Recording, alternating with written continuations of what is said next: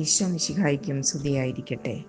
അത് അവിടുത്തെ ജനത്തിന് പാപമോചനം വഴിയുള്ള രക്ഷയെക്കുറിച്ച് അറിവ് കൊടുക്കാനും നമ്മുടെ ദൈവത്തിൻ്റെ കാരുണ്യാതിരേകം കൊണ്ട് ഉയരത്തിൽ നിന്നുള്ള ഉദയരശ്മി നമ്മെ സന്ദർശിക്കുമ്പോൾ ഇരുളിലും മരണത്തിൻ്റെ നിഴലിലും ഇരിക്കുന്നവർക്ക് പ്രകാശം വീശാനും സമാധാനത്തിൻ്റെ മാർഗത്തിലേക്ക് നമ്മുടെ പാദങ്ങളെ നയിക്കുവാനും വേണ്ടിയാണ്. ലൂക്ക 1:77-79.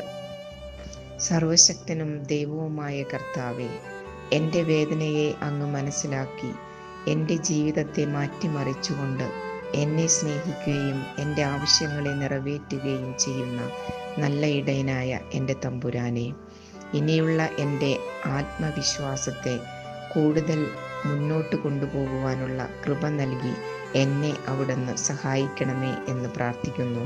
ആമേൻ.